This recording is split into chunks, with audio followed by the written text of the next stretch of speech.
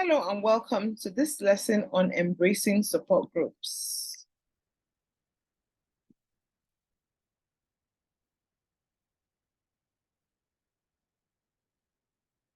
One benefit for using support groups is you're able to share your experiences.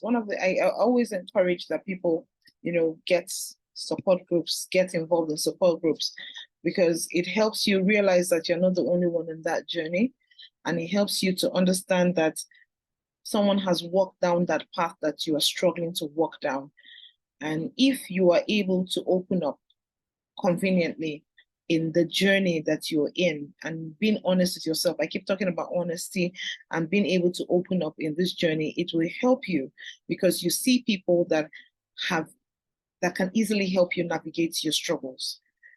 They say a closed mouth is a closed destiny. And if you don't talk about your challenges, nobody is going to know that you're actually going through those challenges. So you're going to have to open your mouth and speak. So when you get into situations like that, into settings like that, it gives you a sense of comfort. It gives you a sense of belonging. It helps you know that you are not alone. And there is nothing as comforting as not being alone on a journey. I know people who would want to go for a support group meeting, and then they would ask that a family member, maybe the first time of going, they will ask that a family member goes with them, or maybe their counselor or their therapist goes with them, or they will go to one that maybe their counselor and their therapist is the facilitator or the main organizer, just because they want to be able to be comfortable in that place. So when you now get comfortable, after a while, you realize that this is what you actually need. These people now become your community. You start to learn from them, especially when it's your first time, you start to learn from them. And in no time at all, you will be the one helping someone else. This is why communities are important. The world in itself they call it a global village. Everybody wants to stay connected with the other person. That's why social media is very useful. It's a useful tool. For instance, when Facebook came into being, everybody jumped on it because it helped them connect with people that they hadn't seen forever.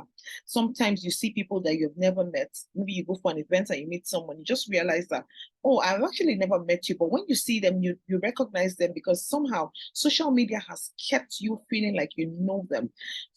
It's like a community.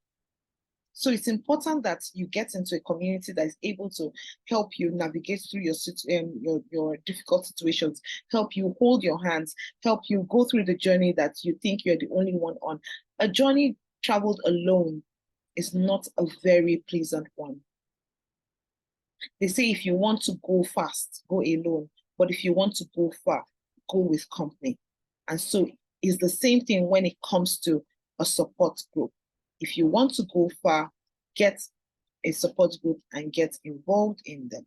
Support groups play a crucial role in relapse prevention and can be immensely beneficial for individuals recovering from substance disorders or addictive behaviors. There are a few reasons why support groups are essential in relapse prevention. Support groups bring people together who have similar experiences and challenges. This shared understanding can create a sense of belonging and reduce feelings of isolation. I know quite a number of people that this works for. It reduces your feelings of isolation. Another thing it does for you is peer support and learning from others. When you interact with people who are on a similar journey, like I said earlier, can be highly motivating. Hearing their successes and challenges can inspire hope and determination in you. It can also give for accountability. Support groups provide a level of accountability that can be instrumental in maintaining sobriety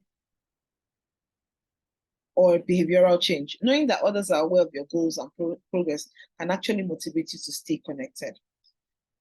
Another thing it can do for you is that it's a safe environment and non-judgmental zone. Everybody there is going through more or less the same thing. So why would anyone be judging you anyway? They offer a safe place where you can openly discuss your fears, your setbacks, your experiences. So it's without the fear of stigma or criticism. Stigma is a thing. It's a thing. So when you are in a place like that, you actually feel like you're safe and nobody's judging you. It gives for emotional support. Members of support groups provide emotional support to each other during difficult times. because they understand your emotional ups and downs, and they can offer empathy and encouragement in the recovery journey. And it's also a form of positive peer influence. In a support group, positive peer pressure can influence your behavior in a healthy way. So seeing others make progress can motivate you to do the same. Another thing is it gives for structure and for routine. When you keep attending, it can provide structure to your week and your time and establish you a healthy routine. It can also help you with your time management. It also helps for long-term recovery. Very important. It can provide ongoing support even after the initial stages of recovery. This is essential for maintaining lasting change. Remember what I said about social connections earlier? Support groups can help you build positive social connections.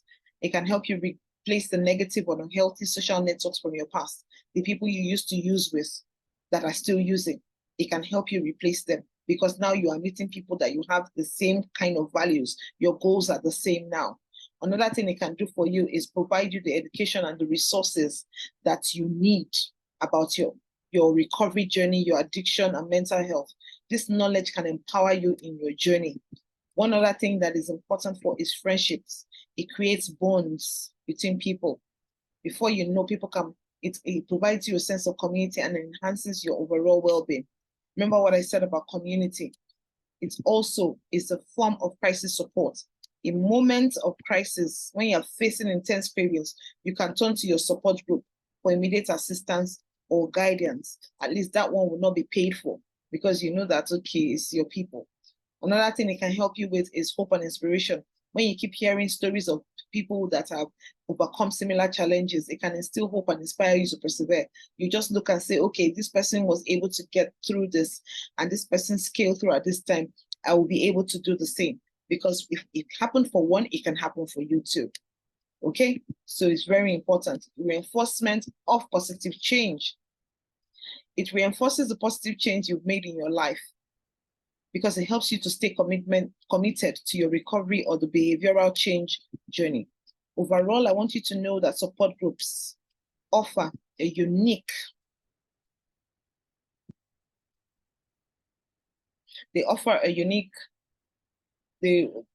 want you to know that support groups offer a unique and invaluable form of support that complements individual therapy and other forms of treatment. So you need to know that it will help you have a sense of community, understanding, and shared goals that can significantly enhance your chances of successful relapse prevention and long-term recovery. I promised that I was going to talk about how you can earn trust back. This is an important part, and it's a bonus. How can you earn back the trust of your loved ones? At this time, you know that you have messed up quite a lot. And it is important that you know that earning their trust after breaking is challenging, but it's very essential, because these are the people that are in your support network. Most of them will be in your safety network. So rebuilding that trust takes time, it takes effort, it takes consistency. But that doesn't mean that it's not doable. It's very doable. So these few steps may be able to help you in this process. You need to, first of all, acknowledge your mistake. When you acknowledge the specific mistake or the breach of trust, maybe you stole their money or you lied to them, take full responsibility for your actions. Avoid making excuses. Don't make any excuses. Don't blame others. Don't say anything. Just, acknowledge that you have made a mistake. Acknowledge it openly and honestly. And number two, express sincere remorse. Let your loved ones know how deeply sorry you are for what you have done. Be genuine when you are being sorry. Be genuine and express your regret with sincerity. Number three, open communication. It's important that you maintain open and honest communication and be willing to listen to your loved ones' feelings, questions, and concerns, and answer their questions honestly. Don't get offended. Listen to them. Accept what you have done. Express your remorse. Maintain open and honest communication. Be willing to listen to their feelings. It is valid. You hurt them. So be willing to listen. Don't try and gloss over it. Don't try and sweep it under the carpet. Be willing to listen. Number 4, learn from your mistake. So you need to demonstrate a commitment to personal growth and change. Show them that you have learned from your mistake and you are actively working on improving yourself. Don't go and be saying you are sorry and all of those things, and then you are still going back to that thing that you have done before. It is very important that you show them that you have learned from that mistake and you are actively working on yourself. Don't pay lip service to working on yourself. Actively is important. The act of working on yourself, be active about it. Don't pay lip service. Number 5, make amends. If possible, make amends for the harm caused by your actions. This may involve specific actions or, depending on the nature of the hurts. It's what some people call restitution. Okay? If possible, restitute. Number 7, I think, consistency in your behavior will help, because trust is rebuilt through consistent, trustworthy behavior over time. Let them see that indeed you are consistent about your change. Demonstrate that your actions are now aligning with your words. That's why I said don't pay lip service. Don't say something and you're doing something else, because your actions speak louder than your words. So consistent in your behavior. Trust is rebuilt through consistent, trustworthy behavior over time. Number 8, set healthy boundaries. Work together with your loved ones to establish clear boundaries and expectations that can help you prevent similar issues in the future. Let's say you stole their money. What you can now do is tell them, keep your money change the place where you keep your money. Don't keep your money somewhere where I will find it, okay? Help set boundaries.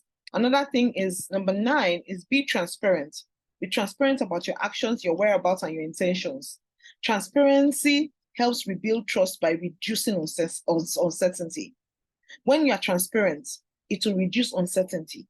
It will help to reduce it will help to rebuild the trust. Number 10, be patient and have empathy. Understand that trust building takes time and your loved one may still be hurt. I'm very careful with you. So be patient and empathetic and respect their feelings and their pace. Don't rush them. Don't rush them. Respect their pace. Respect their boundaries. Respect their space. Respect their feelings. Don't say, that thing happened long ago. I've been begging you now. What's going on here? No, respect it. They will come around. They will come to, but it is important that you respect it, because you're going to trigger them again if you lose your own patience. Another thing you need to do, I think is 11, I'm not sure, I've lost count, seek professional help. If the hurt was significant or resulted from deep-seated issues, consider seeking the assistance of a therapist or a counselor to work through these issues. You can go for counseling together if it's your spouse. You can go for counseling together. You can seek engage those services of a counselor or a therapist to help you walk through the process together. The next one is accountability. Continue to hold yourself accountable for your actions. When you make a mistake, admit it immediately and begin to take steps to address it. Don't try and minimize, don't try and justify. Okay? Hold yourself accountable. The next one is demonstrate change. Show that you are actively changing your behavior. Make better choices and be growing as a person. Make better choices. Show that you are actively changing. It's important that they see that you're active, and let your change be genuine, not that you're doing it for them to just end their trust and you go back to your old ways. Next one is be trustworthy with others. Consistently demonstrate trustworthiness, not only with the person you have hurt or the people, but with all your interactions. Practice it. Practice makes progress. This reinforces the idea that you are changing for the better. You're not just doing it for the person that you hurt. You're actually doing it for yourself. That is personal growth.